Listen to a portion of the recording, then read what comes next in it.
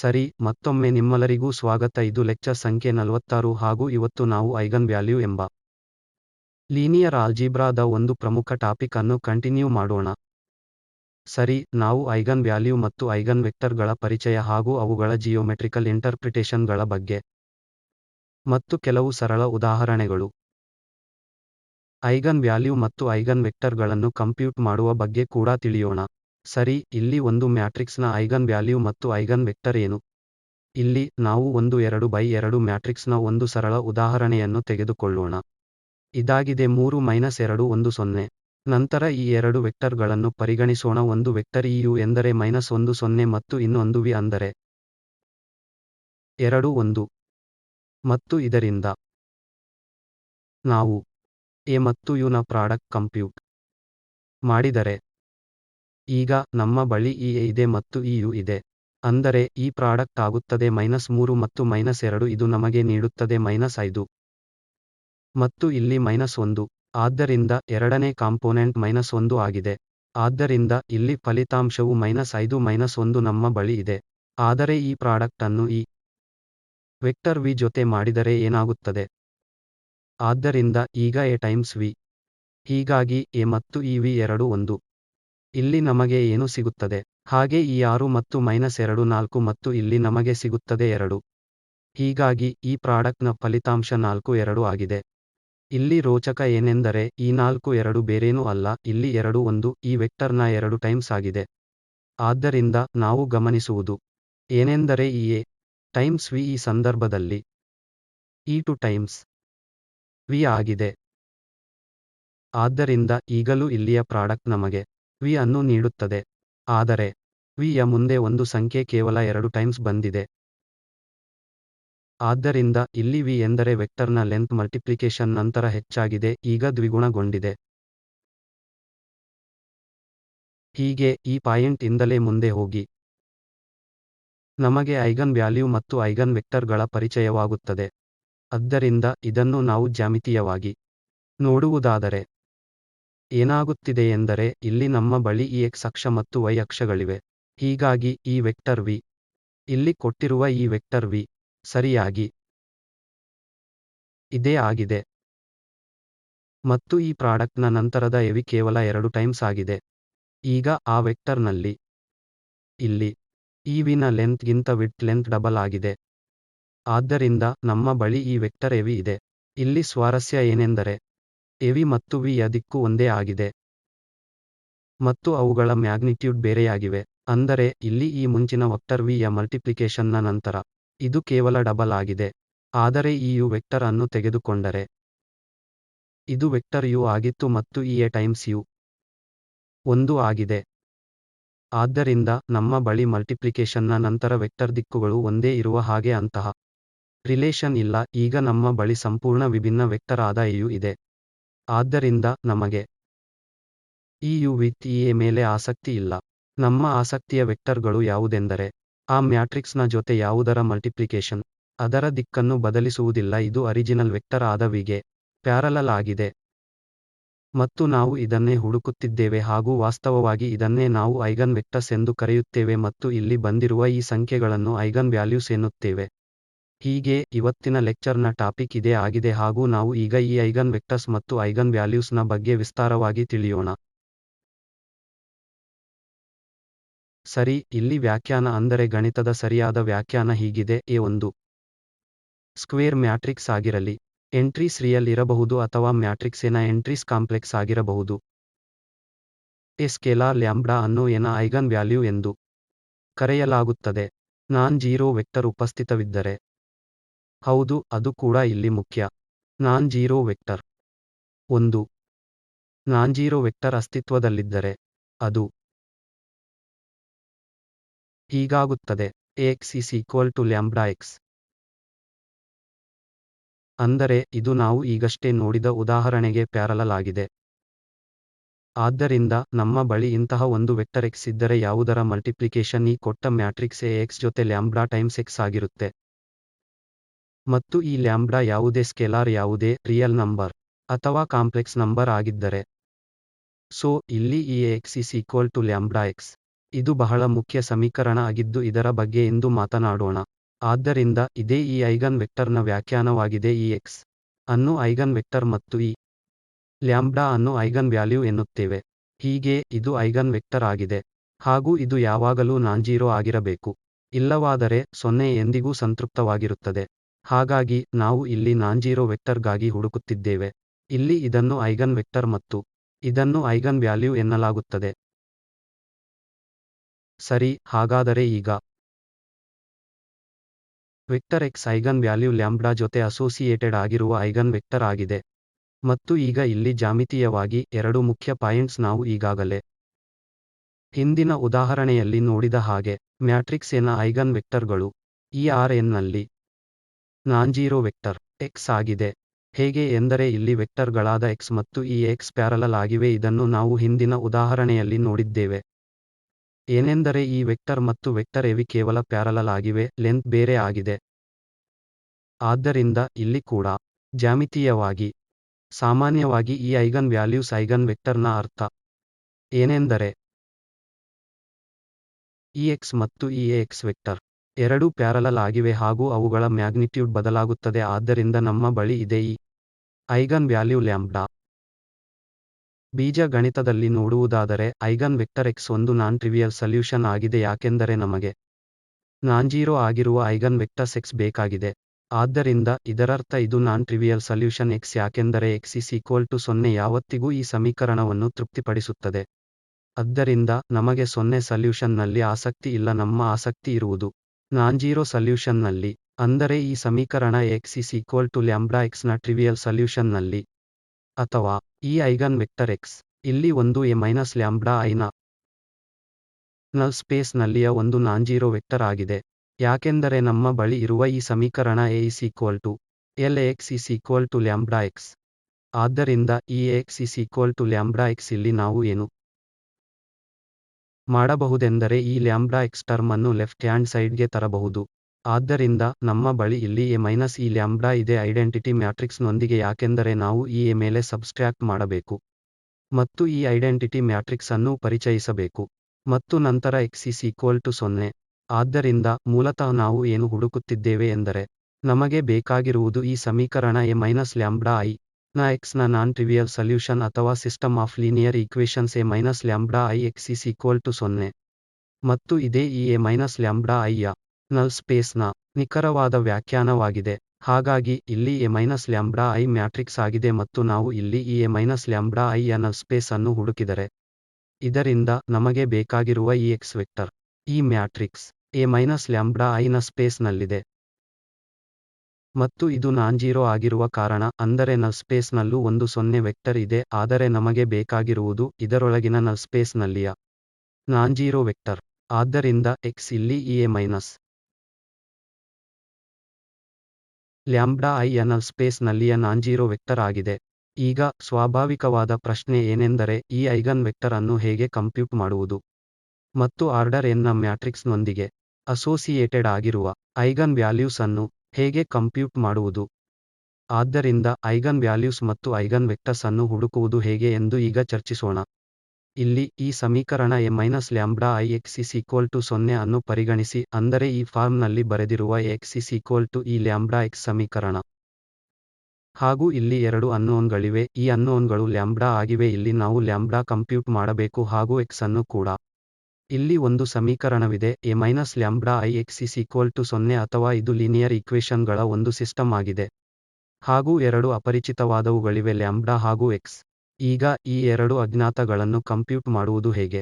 ಆ ಅಪರಿಚಿತಗಳು ಈ ಸಮೀಕರಣ a λI x 0 ಅನ್ನು ಪೂರೈಸುವ ಹಾಗೆ ಲ್ಯಾಂಬ್ಡಾ ಸ್ಕೆಲಾರ್ ಆಗಿದೆ ಮತ್ತು ಈ x ವೆಕ್ಟರ್ ಆಗಿದೆ. Matrix n cross n matrix ಆಗಿದ್ದಲ್ಲಿ ಯಾರ ಕಾಂಪೋನೆಂಟ್ಗಳು ಸರಿಯಾಗಿ ಈ n ಗೆ ಸಮವಾಗಿರುತ್ತವೆ. ಆದ್ದರಿಂದ ನಮ್ಮ ಬಳಿ ಇರುವ ಇನ್ನೊಂದು ಮಾಹಿತಿ ಎಂದರೆ ನಾವು ಈ ನಾನ್ ಟ್ರಿವಿಯಲ್ ಸಲ್ಯೂಷನ್ x ಅನ್ನು ಹುಡುಕುತ್ತಿದ್ದೇವೆ. ಹಾಗೆ ಈ ಸಮೀಕರಣ a λI x ನ ಬಳಿ ಒಂದು ನಾನ್ ಟ್ರಿವಿಯಲ್ ಸಲ್ಯೂಷನ್ ಇದೆ. ನಾವು ಇದನ್ನು ಹಿಂದಿನ ಲೆಕ್ಚರ್ನಲ್ಲಿ ಓದಿದ್ದೇವೆ. ಕೇವಲ ಇದು ಈ ಸಮೀಕರಣವನ್ನು ಪೂರೈಸಿದರೆ ಯಾವ ಸಮೀಕರಣ ಅಂದರೆ ಈ a λI ನ ಡಿಟರ್ಮಿನೆಂಟ್ ಈ ಡಿಟರ್ಮಿನೆಂಟ್ 0 ಆಗಿದ್ದರೆ ಡಿಟರ್ಮಿನೆಂಟ್ 0 ಆಗಿರದ ಸಂದರ್ಭದಲ್ಲಿ ನಮಗೆ ಒಂದು ನಾನ್ ಟ್ರಿವಿಯಲ್ ಸಲ್ಯೂಷನ್ ದೊರೆಯುತ್ತದೆ. ಹೀಗಿದ್ದಲ್ಲಿ ಒಂದು ಯುನಿಕ್ ಸಲ್ಯೂಷನ್ ದೊರೆಯುತ್ತದೆ ಹಾಗೂ ಅದೇ ಟ್ರಿವಿಯಲ್ ಸಲ್ಯೂಷನ್ ಆಗಿರುತ್ತದೆ, ಅಂದರೆ ಈ x 0 ಆಗುವುದು. ಆದರೆ ನಾವು ಈ A-λIx0 ಸಮೀಕರಣದ ನಾನ್ ಟ್ರಿವಿಯಲ್ ಸಲ್ಯೂಷನ್ ಅನ್ನು ಹುಡುಕುತ್ತಿದ್ದೇವೆ. ಮತ್ತು ಈ ಸಂದರ್ಭದಲ್ಲಿ ಕಂಡೀಷನ್ ಏನಿದೆ ಎಂದರೆ ಈ A-λI ಮ್ಯಾಟ್ರಿಕ್ಸ್ನ ಡಿಟರ್ಮಿನೆಂಟ್ 0ಯಾಗಿರಬೇಕು. ಹಾಗೂ ಇನ್ನೊಂದು ಕಂಡೀಷನ್ ಯಾವುದು ನಮ್ಮನ್ನು ಕನಿಷ್ಠ ಪಕ್ಷ ಈ ಕಂಡೀಷನ್ನಿಂದ ಏನಾದರೂ ಸಿಗುವ ಹಾಗೆ ಮಾಡುತ್ತದೆ, determinant of A-λI is equal to 0. ಆದ್ದರಿಂದ ನಾವು ಈ ಡಿಟರ್ಮಿನೆಂಟ್ ಅನ್ನು ಎಕ್ಸ್ಪ್ಯಾಂಡ್ ಮಾಡಿದಾಗ ಲ್ಯಾಂಬ್ಡಾ ಈಗ ಅಜ್ಞಾತವಾದ ಕಾರಣ A ಈಗ ಕೊಟ್ಟಿರುವ ಮ್ಯಾಟ್ರಿಕ್ಸ್ ಹಾಗೂ I ಐಡೆಂಟಿಟಿ ಮ್ಯಾಟ್ರಿಕ್ಸ್ ಆಗಿದೆ. ಆದ್ದರಿಂದ ಇಲ್ಲಿ ಲ್ಯಾಂಬ್ಡಾ ತಿಳಿದಿರುವುದಿಲ್ಲ. ಆದ್ದರಿಂದ ಈಗ ನಾವು ಈ ಡಿಟರ್ಮಿನೆಂಟ್ ಅನ್ನು ಎಕ್ಸ್ಪ್ಯಾಂಡ್ ಮಾಡಿದಾಗ ಡಿಟರ್ಮಿನೆಂಟ್ ಬೇರೇನೂ ಅಲ್ಲ, ಈ ಪಾಲಿನಾಮಿಯಲ್ ಸಮೀಕರಣವಾಗಿದೆ. C0 lambda power n plus C1 plus lambda power n minus 1 ಮತ್ತು ಹೀಗೆ Cn. ಇವುಗಳು ಪಾಲಿನಾಮಿಯಲ್ ಆಗಿವೆ ಹಾಗೂ A ಕೊಟ್ಟಿರುವಾಗ ಇವುಗಳನ್ನು ಸ್ವಾಭಾವಿಕವಾಗಿ ನೀಡಲಾಗುತ್ತದೆ. ಆದ್ದರಿಂದ ನಮ್ಮ ಬಳಿ ಈ ಪಾಲಿನಾಮಿಯಲ್ ಸಮೀಕರಣವಿದೆ ಮತ್ತು ನಾವು ಈ ಸಮೀಕರಣವನ್ನು ಸಾಲ್ವ್ ಮಾಡಿದಾಗ ಗರಿಷ್ಠ ಪಕ್ಷ ನಮಗೆ ಈ ಸಮೀಕರಣದ n ರೂಟ್ಸ್ ದೊರೆಯುತ್ತದೆ, ಅಂದರೆ ಲ್ಯಾಂಬ್ಡಾದ n ವ್ಯಾಲ್ಯೂಸ್. ಅವು ಡಿಸ್ಟಿಂಕ್ಟ್ ಆಗಿರಬಹುದು ಅಥವಾ ಡಿಸ್ಟಿಂಕ್ಟ್ ಆಗಿ ಇಲ್ಲದೇ ಇರಬಹುದು, ಅವು ರಿಯಲ್ ಇರಬಹುದು, ರಿಯಲ್ ಇಲ್ಲದೇ ಇರಬಹುದು, ಏನೇ ಆಗಿರಲಿ.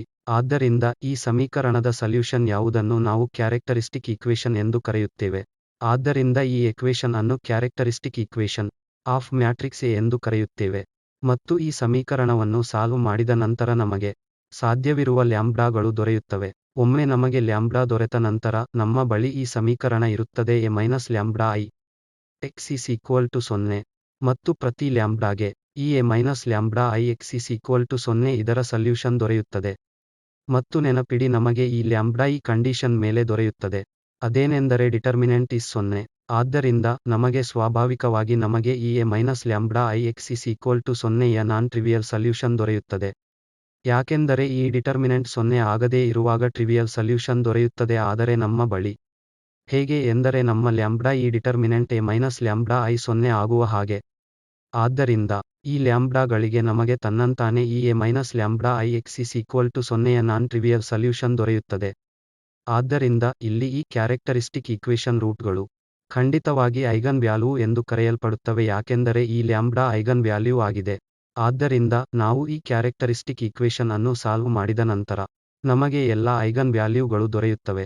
ಮತ್ತು ಎನ ಐಗನ್ ವೆಕ್ಟರ್ಸ್ ಅನ್ನು ಈ ಲೀನಿಯರ್ ಇಕ್ವೇಷನ್ನ ಹೋಮೋಜೀನಿಯಸ್ ಸಿಸ್ಟಮ್ ಅನ್ನು ಸಾಲ್ವ್ ಮಾಡಿ ಪಡೆಯಬಹುದು, ಅಂದರೆ ಈ A-λI x 0. ಹೀಗಾಗಿ ನಾವು ಈ ಲೀನಿಯರ್ ಎಕ್ವೇಷನ್ನ ಸಿಸ್ಟಮ್ ಅನ್ನು ಪುನಃ ಸಾಲ್ವ್ ಮಾಡಬೇಕಾಗುತ್ತದೆ. ಸರಿ, ಈಗ ನಾನು ಈ ಲೆಕ್ಚರ್ಗಳ ಆರಂಭದಿಂದಲೇ ನಾನು ಮತ್ತೆ ಈ ಸಿಸ್ಟಮ್ ಆಫ್ ಲೀನಿಯರ್ ಇಕ್ವೇಷನ್ಗಳಿಗೆ ಒತ್ತು ನೀಡುತ್ತಿದ್ದೇನೆ, ಯಾಕೆಂದರೆ ನಾವು ಕೊನೆಯಲ್ಲಿ ಪ್ರತಿ ಹಂತದಲ್ಲೂ ಈ ಸಿಸ್ಟಮ್ ಆಫ್ ಲೀನಿಯರ್ ಇಕ್ವೇಷನ್ ಅನ್ನು ಸಾಲ್ವ್ ಮಾಡುತ್ತೇವೆ. ಆದ್ದರಿಂದ ಇಲ್ಲಿ ತುಂಬಾ ಮುಖ್ಯ ಏನೆಂದರೆ ಈ ಲ್ಯಾಂಬ್ಡಾದ ಪ್ರತಿ ವ್ಯಾಲ್ಯೂಗಾಗಿ ನಾವು ಸಾಲ್ವ್ ಮಾಡಬೇಕು ಈ ಸಿಸ್ಟಮ್ ಆಫ್ ಇಕ್ವೇಷನ್. ಈಗ ಉದಾಹರಣೆಗೆ ನಮ್ಮ ಬಳಿ ಬೇರೆ ಬೇರೆ ಲ್ಯಾಂಬ್ಡಾಗಳಿದ್ದರೆ ಇಲ್ಲಿ ಪ್ರತಿ ಲ್ಯಾಂಬ್ಡಾಗೆ 3 ಟೈಮ್ಸ್ಗೆ ನಾವು ಸಿಸ್ಟಮ್ ಆಫ್ ಲೀನಿಯರ್ ಇಕ್ವೇಷನ್ ಅನ್ನು ಸಾಲ್ವ್ ಮಾಡಬೇಕು ಮತ್ತು ಇಲ್ಲಿ ವಿಭಿನ್ನ ಸಮೀಕರಣಗಳಿರುತ್ತವೆ, ಯಾಕೆಂದರೆ ನಮ್ಮ ಬಳಿ ವಿಭಿನ್ನ ಲ್ಯಾಂಬ್ಡಾಗಳಿವೆ. ಆದ್ದರಿಂದ ಈ ಮ್ಯಾಟ್ರಿಕ್ಸ್ ಬೇರೆಯಾಗಿರುತ್ತದೆ ಮತ್ತು ನಮಗೆ ಬೇರೆ ಐಗನ್ ವೆಕ್ಟರ್ಸ್ ದೊರೆಯುತ್ತವೆ. ಆದ್ದರಿಂದ ನಾವು ಇನ್ನು ಮೇಲೆ ಇದರ ಬಗ್ಗೆ ಹೆಚ್ಚು ಮಾತನಾಡೋಣ ಮತ್ತು ಈ A-λI ನ ನಲ್ ಸ್ಪೇಸ್ ಬಗ್ಗೆ ಕೂಡ. ಆದ್ದರಿಂದ ನಲ್ ಸ್ಪೇಸ್ ಅಂದರೆ ಈ x I ಮತ್ತು ಅದು 0ಯನ್ನು ಒಳಗೊಂಡಿದೆ, ಯಾಕೆಂದರೆ ನಲ್ ಸ್ಪೇಸ್ನಲ್ಲಿ 0 ಕೂಡ ಇರುತ್ತದೆ. ಆದ್ದರಿಂದ ಈ ನಲ್ ಸ್ಪೇಸ್ ಅನ್ನು ಕರೆಯಲಾಗುತ್ತದೆ eigen space of A corresponding to eigen value lambda. ಸರಿ, ಈಗ ನಲ್ ಸ್ಪೇಸ್ ಅಂದರೇನು? ನಲ್ ಸ್ಪೇಸ್ ಎಲ್ಲ ಐಗನ್ ವೆಕ್ಟರ್ಸ್ ಪ್ಲಸ್ 0 ವೆಕ್ಟರ್ ಅನ್ನು ಹೊಂದಿರುತ್ತದೆ, ಯಾಕೆಂದರೆ 0 ಐಗನ್ ವೆಕ್ಟರ್ ಅಲ್ಲ.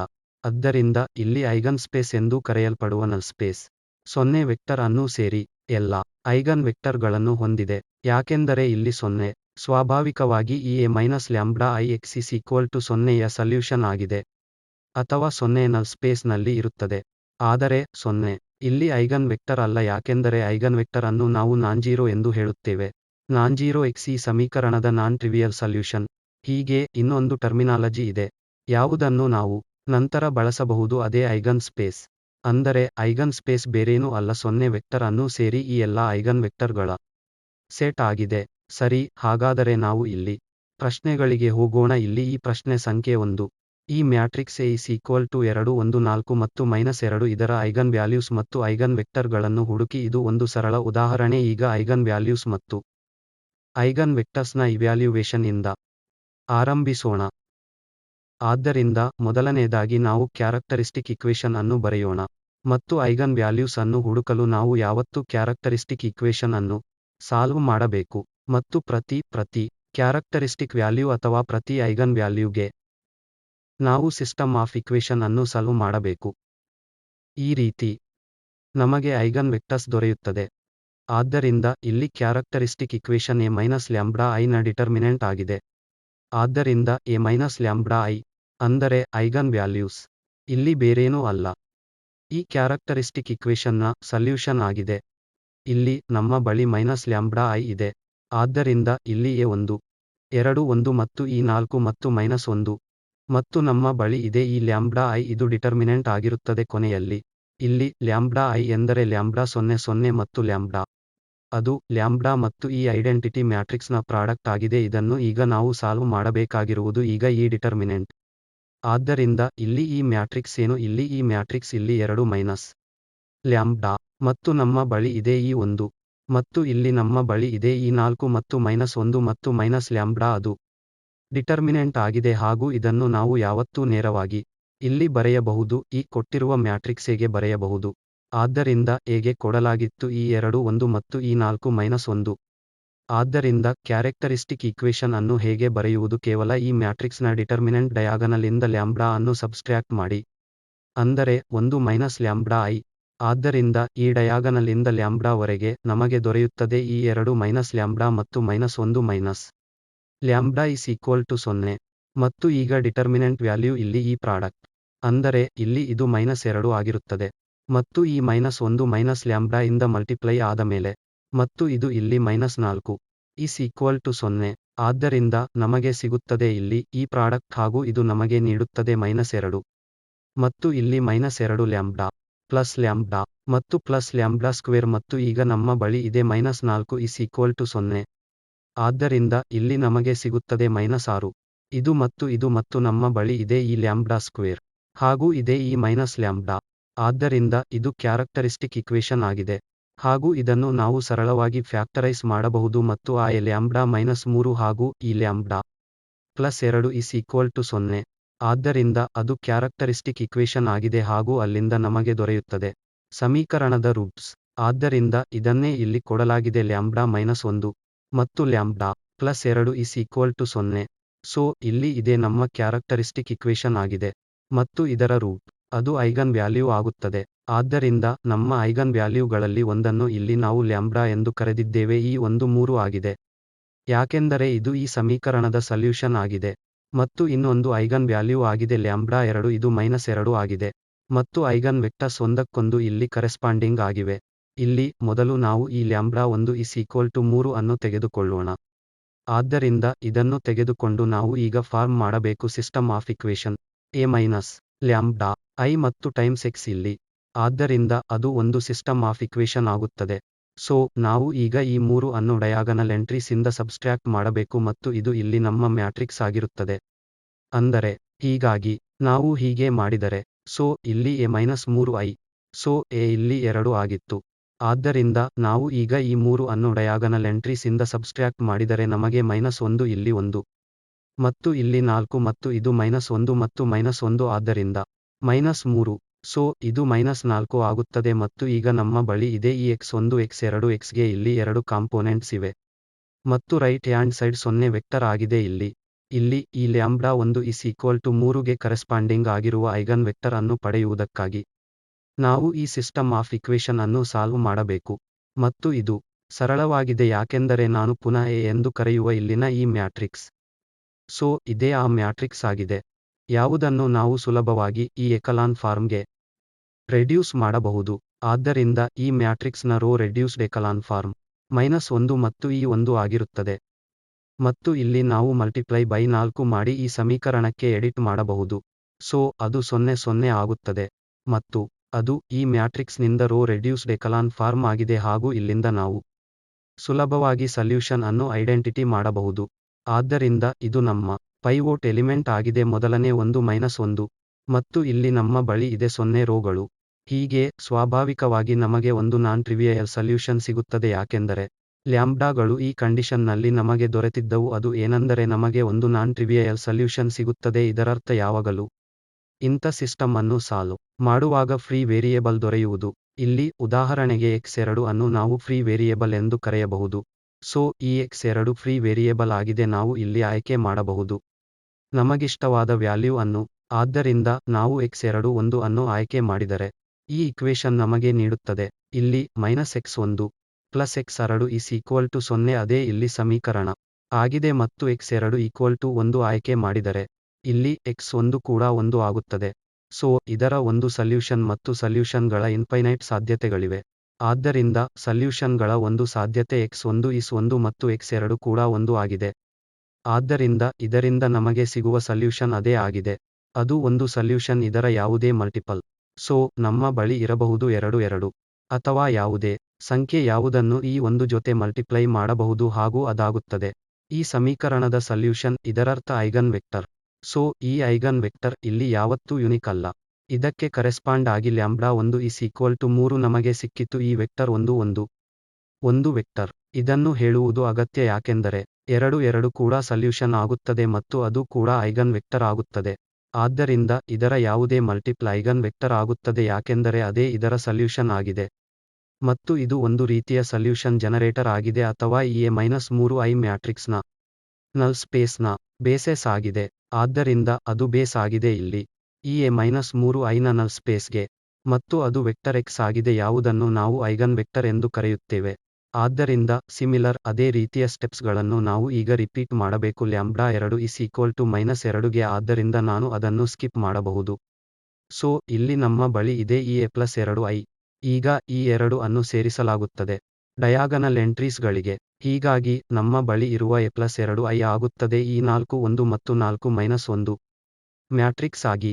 ಮತ್ತು ಅಲ್ಲಿಂದ ನಮಗೆ ಪುನಃ ದೊರೆಯಬಹುದು ಒಂದು ವೆಕ್ಟರ್ ಇಲ್ಲಿ 1 4 ಆದರೆ ಇದರ ಯಾವುದೇ ಮಲ್ಟಿಪಲ್ ಕೂಡ ಐಗನ್ ವೆಕ್ಟರ್ ಆಗಿರುತ್ತದೆ. ಹೀಗೆ ಈ ಸಮೀಕರಣ A+2IX = 0 ಅನ್ನು ಸಾಲ್ವ್ ಮಾಡಿ ನಮಗೆ ಇನ್ನೊಂದು ವೆಕ್ಟರ್ ದೊರೆಯಿತು ಅದೇ 1 ಮತ್ತು -4. ನಾವು ನಂತರ ಬರೆದುಕೊಳ್ಳಬೇಕಾದ ಇನ್ನೊಂದು ಸ್ವಾರಸ್ಯ ಏನೆಂದರೆ ಇಲ್ಲಿ 2 ಬೇರೆ ಬೇರೆ ಐಗನ್ ವ್ಯಾಲ್ಯೂಗಳಿದ್ದವು 3 ಮತ್ತು -2. ಮತ್ತು ಇಲ್ಲಿ ಐಗನ್ ವೆಕ್ಟರ್ ಆಗಿದೆ 1 1 ಅಥವಾ ಈ 1 ಮತ್ತು 1 4ರ ಯಾವುದೇ ಮಲ್ಟಿಪಲ್. ನಾವು ಇಲ್ಲಿ ಚೆಕ್ ಮಾಡಿ ಸುಲಭವಾಗಿ ನೋಡಬಹುದು ಏನೆಂದರೆ ಇಲ್ಲಿ ಈ 2 ವೆಕ್ಟರ್ಗಳ ಸಂಬಂಧದಲ್ಲಿ ಇವೆರಡೂ ವೆಕ್ಟರ್ಗಳು ಲೀನಿಯರ್ಲಿ ಇಂಡಿಪೆಂಡೆಂಟ್ ವೆಕ್ಟರ್ಗಳಾಗಿವೆ. ನಮಗೆ ಈ ರೀತಿ λ1 ಟೈಮ್ಸ್ ಈ 1 1 ಮತ್ತು ಈ λ2 ಟೈಮ್ಸ್ ಈ 1 -4 ಸಿಗುವುದಿಲ್ಲ.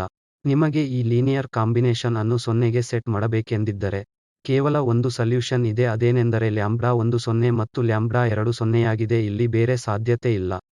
ಆದ್ದರಿಂದ ಈ ವೆಕ್ಟರ್ಗಳಾದ 1 1 ಮತ್ತು 1 -4 ಲೀನಿಯರ್ಲಿ ಇಂಡಿಪೆಂಡೆಂಟ್ ವೆಕ್ಟರ್ಗಳಾಗಿವೆ. ಮತ್ತು ನಂತರ ಥಿಯರೆಟಿಕಲ್ ಫಲಿತಾಂಶದಲ್ಲೂ ನಾವು ನೋಡುತ್ತೇವೆ ಏನೆಂದರೆ ನಮ್ಮ ಬಳಿ 2 ಬೇರೆ ಬೇರೆ ಅಥವಾ ಇಂಡಿಫರೆಂಟ್ ಐಗನ್ ವ್ಯಾಲ್ಯೂಸ್ ಇದ್ದಾಗ ಅನುಗುಣವಾದ ಐಗನ್ ವೆಕ್ಟರ್ಗಳು ಲೀನಿಯರ್ಲಿ ಇಂಡಿಪೆಂಡೆಂಟ್ ಆಗಿರುತ್ತವೆ ಮತ್ತು ಇದನ್ನು ನಾವು ಥಿಯರೆಟಿಕಲಿ ಪ್ರೂಫ್ ಮಾಡಬಹುದು. ನಾವು ವಾಸ್ತವವಾಗಿ ಭವಿಷ್ಯದ ಲೆಕ್ಚರ್ಗಳಲ್ಲಿ ಪ್ರೂವ್ ಮಾಡೋಣ. ಸೊ ಇದು ನಾವು ಸುಲಭವಾಗಿ ಇವ್ಯಾಲ್ಯುವೇಟ್ ಮಾಡಿದ 2 ಐಗನ್ ವೆಕ್ಟರ್ಗಳಾಗಿವೆ ಹಾಗೂ ಪ್ರತಿ ಐಗನ್ ವ್ಯಾಲ್ಯೂಸ್ಗೆ ಅನುಗುಣವಾಗಿವೆ. ಮತ್ತು ಇಲ್ಲಿ ಇನ್ನೊಂದು ಉದಾಹರಣೆ ಇಲ್ಲಿ ಕೊಟ್ಟಿರುವ n ಐಗನ್ ವ್ಯಾಲ್ಯೂಸ್ ಮತ್ತು ಈ ಐಗನ್ ವೆಕ್ಟರ್ಸ್ ಅನ್ನು ಕಂಡುಹಿಡಿಯಿರಿ. ಪುನಃ ಇಲ್ಲಿ ನಿದರ್ಶನಕ್ಕಾಗಿ ತುಂಬಾ ಸರಳ ಮ್ಯಾಟ್ರಿಕ್ಸ್ ಆದ 1 1 ಮತ್ತು 0 1 ಅನ್ನು ತೆಗೆದುಕೊಂಡಿದ್ದೇವೆ. ಸೊ ಅದಕ್ಕಾಗಿ ನಾವು ಕ್ಯಾರೆಕ್ಟರಿಸ್ಟಿಕ್ ಇಕ್ವೇಶನ್ ಅನ್ನು ಬರೆದರೆ ಅದು ಈ λI = 0 ಆಗಿರುತ್ತದೆ. ಇದರರ್ಥ ನಾವಿಲ್ಲಿ ಸಬ್ಸ್ಟ್ರ್ಯಾಕ್ಟ್ ಮಾಡೋಣ ಡಯಾಗನಲ್ ಎಂಟ್ರೀಸ್ ಇಂದ ಅನ್ನು ಅದು ಆಗುತ್ತದೆ ಅದಾಗುತ್ತದೆ 1 -λ1 0 ಮತ್ತು ಈ 1 λ = 0. ಆದ್ದರಿಂದ ಯಾವುದು ಇಲ್ಲಿಯ ಪ್ರಾಡಕ್ಟ್ 1 λ² ಆಗಿದೆ. ಕ್ಯಾರೆಕ್ಟರಿಸ್ಟಿಕ್ ಇಕ್ವೇಶನ್ ಮತ್ತು ಅವುಗಳ ರೂಟ್ಸ್ ಆಗುತ್ತವೆ λ1. ಆದ್ದರಿಂದ ಇಲ್ಲಿ ಕ್ಯಾರೆಕ್ಟರಿಸ್ಟಿಕ್ ಇಕ್ವೇಶನ್ ಆಗುತ್ತದೆ 1 λ² = 0. ಇಲ್ಲಿ ಕ್ಯಾರೆಕ್ಟರಿಸ್ಟಿಕ್ ಇಕ್ವೇಶನ್ಗೆ 2 ರೂಟ್ಗಳಿವೆ ಮತ್ತು ಈ 2 ರೂಟ್ಗಳು λ1 = 1 ಮತ್ತು λ2 ಕೂಡ 1 ಆಗಿವೆ. ಆದ್ದರಿಂದ ಇದು ಒಂದು ರಿಪೀಟೆಡ್ ರೂಟ್. ಈ ಸಂದರ್ಭದಲ್ಲಿ ನಮ್ಮ ಬಳಿ ಕೇವಲ ಈ ಒಂದು ಐಗನ್ ವ್ಯಾಲ್ಯೂ ಇರುತ್ತದೆ ಹಾಗೂ ಅದು 2 ಬಾರಿ ರಿಪೀಟ್ ಆಗುತ್ತದೆ. ಮತ್ತು ಈ ಐಗನ್ ವ್ಯಾಲ್ಯೂಗೆ ಅನುಗುಣವಾಗಿ ನಾವು ಈಗ ಐಗನ್ ವೆಕ್ಟರ್ ಅನ್ನು ಕಂಪ್ಯೂಟ್ ಮಾಡಬೇಕಾಗಿದೆ. ಆದ್ದರಿಂದ ಈ ವ್ಯಾಲ್ಯೂಸ್ ಆದ 1 ಗೆ ಅನುಗುಣವಾದ ಈ ಐಗನ್ ವೆಕ್ಟರ್ಸ್ನಿಂದ ನಾವು ಪುನಃ ಸಿಸ್ಟಮ್ ಆಫ್ ಲೀನಿಯರ್ ಇಕ್ವೇಶನ್ ಅನ್ನು ಫಾರ್ಮ್ ಮಾಡಬಹುದು. ಎಂದರೆ ಎ ಮೈನಸ್ ಈ 1 ಲ್ಯಾಂಬ್ಡಾ ಟೈಮ್ಸ್ 1. ಆದ್ದರಿಂದ ಲ್ಯಾಂಬ್ಡಾ ಇಲ್ಲಿ 1 ಆಗಿದೆ. ಆದ್ದರಿಂದ A minus 1 x is equal to 0. ಆದ್ದರಿಂದ ಈ ಸಿಸ್ಟಮ್ ಆಫ್ ಇಕ್ವೇಶನ್ ಅನ್ನು ಈಗ ನಾವು ಸಾಲ್ವ್ ಮಾಡಬೇಕು ಮತ್ತು ಈಗ ಈ ಸಿಸ್ಟಮ್ ಏನು ಇಲ್ಲಿ ಎ ಮೈನಸ್ 1 ಇಲ್ಲಿ 1 ಅನ್ನು ಡಯಾಗನಲ್ ಎಂಟ್ರೀಸ್ ಇಂದ ಸಬ್ಸ್ಟ್ರ್ಯಾಕ್ಟ್ ಮಾಡಲಾಗುವುದು ಮತ್ತು ನಮಗೆ ಏನು ಸಿಗುವುದು. ಸೊ ನಾನು ಇಲ್ಲಿ ನೋಡುತ್ತೇನೆ. ಸೊ ನಮ್ಮ ಮ್ಯಾಟ್ರಿಕ್ಸ್ ಈಗ ಆಗುವುದು 0 ಮತ್ತು 1 ಮತ್ತು 0 ಮತ್ತು ಇಲ್ಲಿ ಕೂಡ 0. ಇದುವೇ ನಮ್ಮ system of equation. x1 x2 is equal to ಈ 0 0 ರೈಟ್ ಹ್ಯಾಂಡ್ ಸೈಡ್ ವೆಕ್ಟರ್. ಆದ್ದರಿಂದ ಇದು ಈಗಾಗಲೇ ರೋ ರೆಡ್ಯೂಸ್ಡ್ ಎಕಲಾನ್ ಫಾರ್ಮ್ ಆಗಿದೆ ಮತ್ತು ನಮ್ಮ ಬಳಿ ಈ ಪೈವೋಟ್ ಎಲಿಮೆಂಟ್ ಇದೆ. ಅಂದರೆ ಈ x2 ಇಲ್ಲಿ ಫ್ರೀ ವೇರಿಯೇಬಲ್ ಅಲ್ಲ ಆದರೆ ಇಲ್ಲಿ ಈ x1.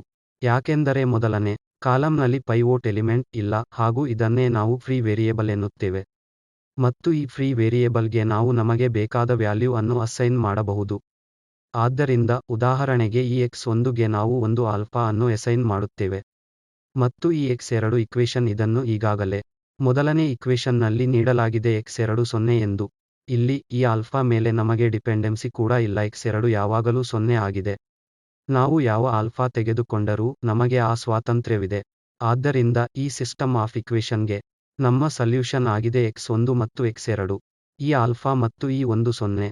ಇಲ್ಲಿ ನಮಗೆ ಬೇಕಾದ ಆಲ್ಫಾ ಅನ್ನು ಖಂಡಿತವಾಗಿಯೂ ಇಲ್ಲಿ ಆಯ್ಕೆ ಮಾಡಬಹುದು ಮತ್ತು ಅದು ಸಲ್ಯೂಷನ್ ಆಗಿದೆ. ಆದ್ದರಿಂದ ಈ 1 0 ಸಲ್ಯೂಷನ್ನ ಜನರೇಟರ್ ಆಗಿದೆ. ಮತ್ತು ಈಗ ಇದೇ ನಮ್ಮ ಬಳಿ ಇರುವುದು ಈ 1 0 1ಗೆ ಅನುಗುಣವಾದ ಐಗನ್ ವೆಕ್ಟರ್ಗಳಲ್ಲಿ ಒಂದಾಗಿದೆ ಮತ್ತು ಇದರ ಮಲ್ಟಿಪಲ್ ಕೂಡ ಐಗನ್ ವೆಕ್ಟರ್ ಆಗಿರುತ್ತದೆ. ಈಗ ಇಲ್ಲಿ 2 ಬೇರೆ ಬೇರೆ ಐಗನ್ ವ್ಯಾಲ್ಯೂಗಳಿದ್ದವು ಆದರೆ ನಮಗೆ ಕೇವಲ ಒಂದು ಐಗನ್ ವೆಕ್ಟರ್ ದೊರೆಯುವುದು. ಆದ್ದರಿಂದ ಅದು ಕೂಡ ಸಾಧ್ಯ. ಯಾವುದನ್ನು ನಾವು ಇಲ್ಲಿ ಬಹಳ ಸರಳ ಉದಾಹರಣೆಯೊಂದಿಗೆ ನೋಡಬಹುದು. ಇದರ ಬಗ್ಗೆ ಹೆಚ್ಚಾಗಿ ನಾವು ನಂತರ ಮಾತನಾಡೋಣ. ಏನೆಂದರೆ ಈ ಒಂದು ಐಗನ್ ವ್ಯಾಲ್ಯೂಸ್ಗೆ ಅನುಗುಣವಾದ ಸಾಧ್ಯತೆಗಳೇನು, ಎಷ್ಟು ಐಗನ್ ವೆಕ್ಟರ್ಸ್ಗಳು ಸಾಧ್ಯ. ಹೀಗೆ ಇಲ್ಲಿ ಒಂದು ಕೈಲಿ ಹ್ಯಾಮಿಲ್ಟನ್ ಥಿಯಮ್ ಇದೆ. ಇದು ಪ್ರತಿ ಸ್ಕ್ವೇರ್ ಮ್ಯಾಟ್ರಿಕ್ಸ್ ಅದರ ಸ್ವಂತ ಕ್ಯಾರೆಕ್ಟರಿಸ್ಟಿಕ್ ಈಕ್ವೇಶನ್ ಅನ್ನು ಪೂರೈಸುತ್ತದೆ ಎಂದು ಹೇಳುತ್ತದೆ. ಇದು ಇನ್ನೊಂದು ಫಲಿತಾಂಶ. ಯಾವುದು ನೇರವಾಗಿ ಪ್ರತಿ ಸ್ಕ್ವೇರ್ ಮ್ಯಾಟ್ರಿಕ್ಸ್ ಅದರ ಸ್ವಂತ ಕ್ಯಾರೆಕ್ಟರಿಸ್ಟಿಕ್ ಈಕ್ವೇಶನ್ ಅನ್ನು ಪೂರೈಸುತ್ತದೆ ಎಂಬ ಕ್ಯಾರೆಕ್ಟರಿಸ್ಟಿಕ್ ಈಕ್ವೇಶನ್ ಇಂದ ಬರುತ್ತದೆ. ಹೀಗಾಗಿ ಕ್ಯಾರೆಕ್ಟರಿಸ್ಟಿಕ್ ಈಕ್ವೇಶನ್ ಏನು ಎಂದು ನಮಗೆ ತಿಳಿದಿದೆ. ಅದುವೇ ಈ A minus lambda I determinant. ಇದರರ್ಥ ಇಂತಹ ಪಾಲಿನಾಮಿಯಲ್ ಇಕ್ವೇಶನ್ ಕ್ಯಾರೆಕ್ಟರಿಸ್ಟಿಕ್ ಇಕ್ವೇಶನ್ ಆಗಿದೆ.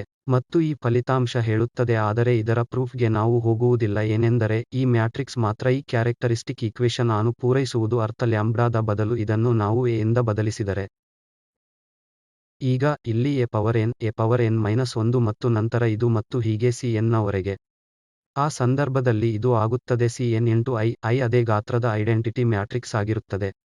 ಇದರಿಂದ ಕೈಲಿ ಹ್ಯಾಮಿಲ್ಟನ್ ಥಿಯಮ್ ಇದನ್ನು ಕೂಡ ಹೇಳುತ್ತದೆ. ಪ್ರತಿ ಸ್ಕ್ವೇರ್ ಮ್ಯಾಟ್ರಿಕ್ಸ್ ಕ್ಯಾರೆಕ್ಟರಿಸ್ಟಿಕ್ ಈಕ್ವೇಶನ್ ಅನ್ನು ಕೂಡ ಪೂರೈಸುತ್ತದೆ. ಮತ್ತು ಅದರರ್ಥ ಏನೆಂದರೆ ಎ ಕೂಡ ಈ ಈಕ್ವೇಶನ್ ಅನ್ನು ಪೂರೈಸುತ್ತದೆ. ಆದ್ದರಿಂದ ಇಲ್ಲಿ ಕೇವಲ ಲ್ಯಾಂಬ್ಡಾ ಈ ಎ ಇಂದ ಬದಲಾಗಿದೆ ಮತ್ತು ಈ Cn ಇಂದ ಅದನ್ನು ಕನ್ಸಿಸ್ಟೆಂಟ್ ಆಗಿಸಲು. ಯಾಕೆಂದರೆ ಈಗ ನಾವು ಮ್ಯಾಟ್ರಿಸಸ್ ಜೊತೆ ಕೆಲಸ ಮಾಡುತ್ತಿದ್ದೇವೆ. ಆದ್ದರಿಂದ ಇಲ್ಲಿ ಕೂಡ ಅದೇ ಆರ್ಡರ್ನ ಮ್ಯಾಟ್ರಿಕ್ಸ್ ಇರಬೇಕು. ಸೊ ಕೈಲಿ ಹ್ಯಾಮಿಲ್ಟನ್ ಥಿಯಮ್ನ ಫಲಿತಾಂಶ ಇದಾಗಿದೆ. ಇಲ್ಲಿ ಉದಾಹರಣೆಯ ಜೊತೆ ಇದನ್ನು ನಾವು ವೆರಿಫೈ ಮಾಡಬಹುದು. ಇಲ್ಲಿ ಒಂದು ಸರಳ ಉದಾಹರಣೆ 11 6 i 4 i ಮತ್ತು 1. ಹಾಗೂ ನಾವು ಈ ಕ್ಯಾರೆಕ್ಟರಿಸ್ಟಿಕ್ ಪಾಲಿನಾಮಿಯಲ್ ಅನ್ನು ಇದರಿಂದ ಅಥವಾ ಕೈಲಿ ಹ್ಯಾಮಿಲ್ಟನ್ ಥಿಯಮ್ ಇಂದ ವೆರಿಫೈ ಮಾಡೋಣ. So characteristic polynomial characteristic equation ಅನ್ನು ಈ ಎಗೆ ಅನುಗುಣವಾಗಿ ನಾವು ಬರೆಯಬೇಕು. ಅದನ್ನು ಈ ಲ್ಯಾಂಬ್ಡಾ ಅನ್ನು ಡಯಾಗನಲ್ ಎಂಟ್ರೀಸ್ ಇಂದ ಸಬ್ಸ್ಟ್ರಾಕ್ಟ್ ಮಾಡಿ ನಾವು ಮಾಡಬಹುದು. ಮತ್ತು ಈಗ ನಾಚು ಈ ಐ ಯ ಟರ್ಮ್ಸ್ ನಲ್ಲಿ ಬರೆಯಬಹುದು. ಅಂದರೆ ಇಲ್ಲಿ ಈ ಡಿಟರ್ಮಿನೆಂಟ್. ಇದರಿಂದ ನಮಗೆ ಈ ಸಮೀಕರಣ ದೊರೆಯುತ್ತದೆ ಲ್ಯಾಂಬ್ಡಾ ಸ್ಕ್ವೇರ್ ಮತ್ತು ಮೈನಸ್ 12 ಲ್ಯಾಂಬ್ಡಾ ಮೈನಸ್ 13. ಇದು ಕೇವಲ 11 ಮೈನಸ್ ಲ್ಯಾಂಬ್ಡಾ 2 1 ಮೈನಸ್ ಲ್ಯಾಂಬ್ಡಾದ ಪ್ರಾಡಕ್ಟ್ ಆಗಿದೆ. ಮತ್ತು ಇಲ್ಲಿ ಈ minus plus 24 I square. So ಪುನಃ ಮೈನಸ್ 24. ಇದರಿಂದ ನಾವು ಇದನ್ನು ಸರಳೀಕರಿಸಿ ಈ ಇಕ್ವೇಶನ್ ಅನ್ನು ಪಡೆಯಬಹುದು. Lambda square minus 12 lambda minus 13. ಈಗ ನಾವು ಏನು ನೋಡುತ್ತೇವೆ ಎಂದರೆ ಕೈಲಿ ಹ್ಯಾಮಿಲ್ಟನ್ ಥಿಯರಂ ಹೇಳುತ್ತದೆ A square minus 12 A minus 13 ಇದು 0 ಆಗಿರಬೇಕು. ಆದ್ದರಿಂದ ಕ್ಯಾರೆಕ್ಟರಿಸ್ಟಿಕ್ ಇಕ್ವೇಶನ್ ಅನ್ನು ಪೂರೈಸಿ ಮತ್ತು ನಾವು ಇಲ್ಲಿ ಬರುವ ಈ ಎ ಸ್ಕ್ವೇರ್ ಅನ್ನು ಕಂಪ್ಯೂಟ್ ಮಾಡಿದರೆ ಇಲ್ಲಿ ಮ್ಯಾಟ್ರಿಕ್ಸ್ ಎನ ಜೊತೆ ಈ ಎನ ಪ್ರಾಡಕ್ಟ್ ಇಲ್ಲಿ ಬರುತ್ತದೆ ಈ ಒಂದು ಇಲ್ಲಿ ಮೈನಸ್ ಇದು 12 ಟೈಮ್ಸ್ ಎ. ಆದ್ದರಿಂದ 12 ಅನ್ನು ಎನ ಪ್ರತಿ ಎಂಟ್ರಿ ಜೊತೆ ಮಲ್ಟಿಪ್ಲೈ ಮಾಡಿದರೆ ಇಲ್ಲಿ ನಮ್ಮ ಬಳಿ ಇದೆ ಮೈನಸ್ 13 ಆದ್ದರಿಂದ ನಾವು ಇಲ್ಲಿ ಇದನ್ನು ಡಿಟರ್ಮೈನ್ ಮಾಡಿದಾಗ ಸೊ ಇಲ್ಲಿ ಈ ಮೈನಸ್ ಇಲ್ಲಿ ಇದು ಎರಡನ್ನು ಸೇರಿಸಿ ಅದನ್ನು ಸಬ್ಸ್ಟ್ರಾಕ್ಟ್ ಮಾಡಿದಾಗ ನಮಗೆ ವಾಸ್ತವವಾಗಿ 0 ಮ್ಯಾಟ್ರಿಕ್ಸ್ ಸಿಗುತ್ತದೆ. ಮತ್ತು ಈ ಕ್ಯಾರೆಕ್ಟರಿಸ್ಟಿಕ್ ಇಕ್ವೇಶನ್ ಈ ಕೈಲಿ ಹ್ಯಾಮಿಲ್ಟನ್ ಥಿಯರಂ ಹೇಳುತ್ತದೆ ಏನೆಂದರೆ ಪ್ರತಿ ಸ್ಕ್ವೇರ್ ಮ್ಯಾಟ್ರಿಕ್ಸ್ ಅದರ ಕ್ಯಾರೆಕ್ಟರಿಸ್ಟಿಕ್ ಇಕ್ವೇಶನ್ ಅನ್ನು ಪೂರೈಸುತ್ತದೆ. ಹೀಗಾಗಿ ನಾವು ಕೇವಲ ಈ ಲ್ಯಾಂಬ್ಡಾ ಅನ್ನು ಈ ಎ ಇಂದ ರಿಪ್ಲೇಸ್ ಮಾಡಿದ್ದೇವೆ ಮತ್ತು ನಾವು ನೋಡಿದ್ದೇನೆಂದರೆ 0ಯ ಬದಲಿಗೆ ಈ ರೈಟ್ ಸೈಡ್ನಲ್ಲಿ ನಮಗೆ 0 ಮ್ಯಾಟ್ರಿಕ್ಸ್ ಸಿಕ್ಕಿದೆ. ಸೊ ಕೈಲಿ ಹ್ಯಾಮಿಲ್ಟನ್ ಥಿಯರಂ ಎಂದರೆ ಇದೇ ಆಗಿದೆ. ಕೈಲಿ ಹ್ಯಾಮಿಲ್ಟನ್ ಥಿಯರಂನ ಮತ್ತೊಂದು ಉಪಯೋಗವನ್ನು ಈ ಉದಾಹರಣೆಯೊಂದಿಗೆ ಶೀಘ್ರವೇ ಈ ಕೈಲಿ ಹ್ಯಾಮಿಲ್ಟನ್ ಥಿಯರಂ ಅನ್ನು ಬಳಸಿ ಪ್ರೂವ್ ಮಾಡಬಹುದು ಈ ಎ ಇನ್ವರ್ಸ್. ಇಲ್ಲಿ ಮತ್ತೊಮ್ಮೆ ತುಂಬಾ ಸರಳ ಉದಾಹರಣೆ ನಾವು ಆರಂಭಿಸಿದ್ದೇವೆ ಈ ಎ ಇಸ್ ಈಕ್ವಲ್ ಟು 2 4 ಮತ್ತು 3 5 ಇಂದ. ಆದ್ದರಿಂದ ನಾವು ಇಲ್ಲಿ ಇದರ ಕ್ಯಾರೆಕ್ಟರಿಸ್ಟಿಕ್ ಇಕ್ವೇಶನ್ ಬರೆದರೆ ಇಲ್ಲಿ ಪುನಃ ಲ್ಯಾಂಬ್ಡಾ ಡಯಾಗನಲ್ ಇಂದ ಸಬ್ಸ್ಟ್ರಾಕ್ಟ್ ಆಗಿದೆ ಮತ್ತು ಈ ಡಿಟರ್ಮಿನೆಂಟ್ ಅನ್ನು ನಾವು ಸರಳೀಕರಿಸಬಹುದು. ಇದರಿಂದ ನಮಗೆ ಸಿಗುತ್ತದೆ ಈ lambda square minus 7 lambda minus 2 is equal to 0 ಇದು ಕ್ಯಾರೆಕ್ಟರಿಸ್ಟಿಕ್ ಇಕ್ವೇಶನ್ ಆಗಿದೆ. ಮತ್ತು ಕೈಲಿ ಹ್ಯಾಮಿಲ್ಟನ್ ಥಿಯರಂ ಇಂದ ನಮಗೆ ತಿಳಿದಿದೆ ಏನೆಂದರೆ ಈ A square minus 7 minus 2 is equal to 0. ಇದನ್ನು ನಾವು ಹೀಗೆ ಬರೆಯಬಹುದು ನಾವು ಇದನ್ನು ಈ ಮೊದಲನೇ ಎರಡು ಟರ್ಮ್ಸ್ ನಲ್ಲಿ ಕಾಮನ್ ತೆಗೆದು ಈ ಎ ಅನ್ನು so A into A minus ಈ 7 ಈ ಐಡೆಂಟಿಟಿ ಮ್ಯಾಟ್ರಿಕ್ಸ್ ಅನ್ನು ಪರಿಚಯಿಸಿ ಮತ್ತು ಈಕ್ವಲ್ ಟು ಈ 2 ಮತ್ತು ಇಲ್ಲಿ ಏನು ಮಾಡಬಹುದೆಂದರೆ ಎ ಇನ್ವರ್ಸ್ ಇಂದ ಮಲ್ಟಿಪ್ಲೈ ಮಾಡಬಹುದು. ಪುನಃ ನಾವು ಗಮನಿಸಬೇಕಾದದ್ದು ಏನೆಂದರೆ ನಾವು ಎ ಇನ್ವರ್ಸ್ ಇಂದ ಮಲ್ಟಿಪ್ಲೈ ಮಾಡಬಹುದು ಹಾಗೂ ಎ ಇನ್ವರ್ಸ್ ಎಕ್ಸಿಸ್ಟ್ ಆಗಿದೆ. ಆದ್ದರಿಂದ ಇಲ್ಲಿ ತನಕ ಇದು ಸರಿಯಾಗಿದೆ. ಕೈಲಿ ಹ್ಯಾಮಿಲ್ಟನ್ ಥಿಯರಂ ಹೇಳುತ್ತದೆ ಪ್ರತಿ ಸ್ಕ್ವೇರ್ ಮ್ಯಾಟ್ರಿಕ್ ತನ್ನ ಸ್ವಂತ ಕ್ಯಾರೆಕ್ಟರಿಸ್ಟಿಕ್ ಇಕ್ವೇಶನ್ ಅನ್ನು ಪೂರೈಸುತ್ತದೆಂದು. ಆದರೆ ಈಗ ನೀವು ಇಲ್ಲಿ ಎ ಇನ್ವರ್ಸ್ ಇಂದ ಮಲ್ಟಿಪ್ಲೈ ಮಾಡಿದರೆ ಅದು ಇನ್ವರ್ಸ್ ಎಕ್ಸಿಸ್ಟ್ ಆಗಿದ್ದಾಗ ಮಾತ್ರ ಸಾಧ್ಯ. ಆದ್ದರಿಂದ ಎ ಇನ್ವರ್ಸ್ ಎಕ್ಸಿಸ್ಟ್ ಆಗದೇ ಇದ್ದಾಗ ನಾವು ಇಂತಹ ಕ್ಯಾಲ್ಕುಲೇಷನ್ಗಳನ್ನು ಮಾಡಬಾರದು. ಹೀಗಾಗಿ ನಾವು ಮೊದಲನೇದಾಗಿ ಎ ಇನ್ವರ್ಸ್ ಎಕ್ಸಿಸ್ಟ್ ಆಗಿದೆಯೋ ಇಲ್ಲವೋ ಎಂದು ವೆರಿಫೈ ಮಾಡಬೇಕು. ಸೊ ಇಲ್ಲಿ ನಾವು ಎ ಇನ್ವರ್ಸ್ ಇಂದ ಮಲ್ಟಿಪ್ಲೈ ಮಾಡುತ್ತೇವೆ ಮತ್ತು ನಮಗೆ ಏನು ಸಿಗುತ್ತದೆ right hand side A inverse ಆಗುತ್ತದೆ ಮತ್ತು ಈ ಎರಡನ್ನು ಇಲ್ಲಿ ಡಿವೈಡ್ ಮಾಡಬಹುದು. ಸೊ ನಮಗೆ ಸಿಗುತ್ತದೆ 1/2 ಎ ಮೈನಸ್ 7 ಅದು ಎ ಇನ್ವರ್ಸ್ ಆಗಿರಬೇಕು. ಆದ್ದರಿಂದ ನಮಗೆ ತುಂಬಾ ಸರಳವಾಗಿ ನಮಗೆ ಇಲ್ಲಿ ಎ ಇನ್ವರ್ಸ್ ದೊರೆಯಿತು. ಇಲ್ಲಿ ಈ A inverse A minus 7 times ಸಿಗಲು ನಾವು ಕೇವಲ ಒಂದು ಸರಳ ಕ್ಯಾಲ್ಕುಲೇಷನ್ ಮಾಡಬೇಕಾಗಿದೆ. ಆದ್ದರಿಂದ ಕೈಲಿ ಹ್ಯಾಮಿಲ್ಟನ್ ಥಿಯರಂ ಬಳಸಿ ಈ ಎ ಇನ್ವರ್ಸ್ ನ ವ್ಯಾಲ್ಯೂ ಇದೇ ಆಗಿದೆ. ಆದ್ದರಿಂದ ನಾವಿಲ್ಲಿ ಮಾಡಿದ್ದರ ಕನ್ಕ್ಲೂಷನ್ಗೆ ಬಂದರೆ ನಾವು ಕಲಿತಿರುವುದೇನೆಂದರೆ ನಾವು ಐಗನ್ ವೆಕ್ಟರ್ಸ್ ಮತ್ತು ಐಗನ್ ವ್ಯಾಲ್ಯೂಸ್ ಅನ್ನು ಪರಿಚಯಿಸಿದ್ದೇವೆ ಮತ್ತು ಮೂಲತಃ ಈ ಸಮೀಕರಣ x is equal to lambda x ತುಂಬಾ ಮುಖ್ಯವಾಗಿತ್ತು. ಈ ಲ್ಯಾಂಬ್ಡಾ ಐಗನ್ ವ್ಯಾಲ್ಯೂ ಆಗಿದೆ ಮತ್ತು ಅದಕ್ಕೆ ಅನುಗುಣವಾದ ಐಗನ್ ವೆಕ್ಟರ್ ಅನ್ನು x ನೀಡುತ್ತದೆ. ಮತ್ತು ನಾವು ಈ ಕೈಲಿ ಹ್ಯಾಮಿಲ್ಟನ್ ಥಿಯರಂ ಅನ್ನು ಕಲಿತಿದ್ದೇವೆ ಎಂದರೆ ಪ್ರತಿ ಸ್ಕ್ವೇರ್ ಮ್ಯಾಟ್ರಿಕ್ಸ್ ತನ್ನ ಸ್ವಂತ ಕ್ಯಾರೆಕ್ಟರಿಸ್ಟಿಕ್ ಇಕ್ವೇಶನ್ ಅನ್ನು ಪೂರೈಸುತ್ತದೆ. ಇಲ್ಲಿ ಈ ರೈಟ್ ಹ್ಯಾಂಡ್ ಸೈಡ್ ಇದು 0 ಮ್ಯಾಟ್ರಿಕ್ಸ್ ಆಗಿದೆ. ಆದ್ದರಿಂದ ಅದೇ ಆರ್ಡರ್ ಎಲ್ಲ ಎಂಟ್ರೀಸ್ 0 ಆಗಿರುವುದು. ಮತ್ತು ಈ ಲೆಕ್ಚರ್ ಗಳನ್ನು ತಯಾರಿಸುವ ರೆಫರೆನ್ಸ್ ಇವುಗಳೇ ಆಗಿವೆ. ಮತ್ತು ನಿಮ್ಮ ಗಮನಕ್ಕೆ ತುಂಬಾ ಧನ್ಯವಾದಗಳು.